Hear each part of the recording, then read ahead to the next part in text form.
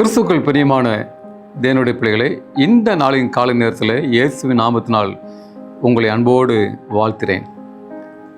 தேவனுடைய கரம் இந்த நாளில் உங்களோடு கூட இருப்பதாக. இன்றைய ஜீவ வார்த்தையாக ஓசியாவின் புத்தகம் 6வது அதிகாரம் வசனம் 4 வாசிக்கிறேன். நன்றாய் கவனிங்கள். எப்ராயிமே, உனக்கு என்ன செய்வேன்?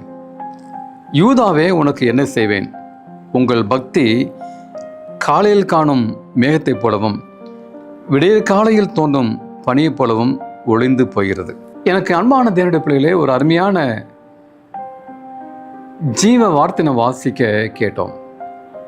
எப்ராயிமே, உனக்கு என்ன செய்வேன்?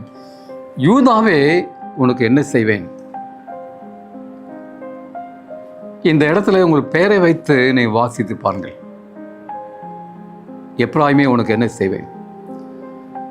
உங்கள் பக்தி காலையில் காணும் மேகத்தை போன்று, காலையில் காணும் பனியை போன்று ஒளிந்து போகிறதே. வேதனையோடு சொல்கிறார் பிரியமானவர்களே. இன்னை உங்களுடைய பக்தி எப்படி இருக்கிறது? நாம் எப்படிப்பட்ட பக்தியோடு ஆண்டவரை நாம் தொழுது கொள்கிறோம்? இந்த உலகத்திலே நாம் வாழ்கிறோம். அன்பான தேவனுடைய ஜனமே, நம்முடைய பக்தியே நமக்கு மிகுந்த ஆதாயம்.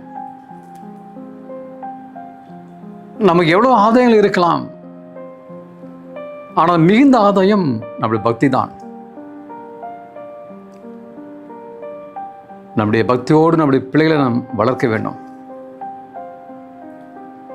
பக்தியோடு நம் பிள்ளைகளுக்கு பக்தியை ஊட்டி வளர்க்க வேண்டும்.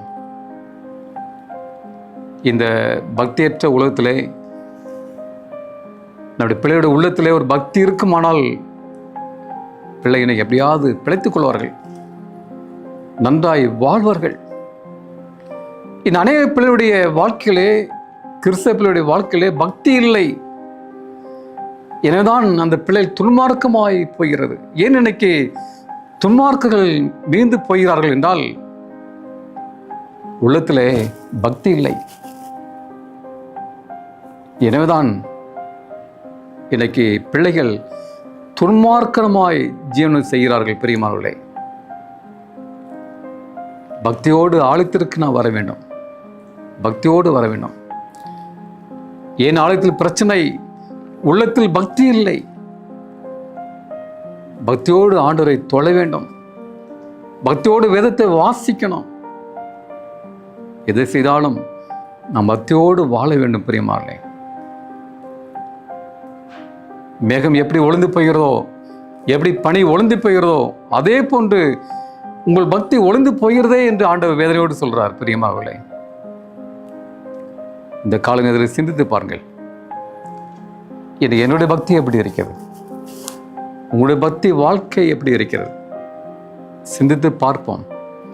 நாம் பக்தியோடு இந்த உலகத்திலே வாழ்வோம். நல்வாழ்வை ஆண்டு நமக்கு தருவார். நம் கண்களை மூடி ஜெபம் செய்வோம். எங்களை அதிகமாய் நேசிக்கிற அன்பின் ஆண்டவரே, இந்த காலை வேளை சோதனம் அப்பா, இந்த செய்தி கேட்ட நம்முடைய பிள்ளைகளை ஆசீர்வதிங்க. எங்களுடைய பக்தி காலை காணும் மேகத்தை போன்று ஒளிந்து போயிடக்கூடாது. பக்தி வைராக்கிய வேண்டும் ஆண்டவரே. பக்தியோடு வாழ வேண்டும். ஒரு பக்தி உள்ள ஜீவனம் செய்ய வேண்டும் ஆண்டவரே. இந்த செய்தி கேட்ட நம்முடைய பிள்ளைகளை ஆசீர்வதிங்க. குடும்பத்தை காத்துக்கொள்ளுங்க. தேவையை சந்திங்க. இந்த நாளை கூடவே இருங்க. ஆசீர்வாதத்தை கொடுங்க. இயேசு நாமத்தில் வேண்டிக் கொள்கிறேன் பரலோகத்தின் பரம தகப்பனே. ஆமேன், ஆமேன். கர்த்தருடைய ஆசீர்வாதம் உங்களோடு கூட இருப்பதாக. ஆமேன்.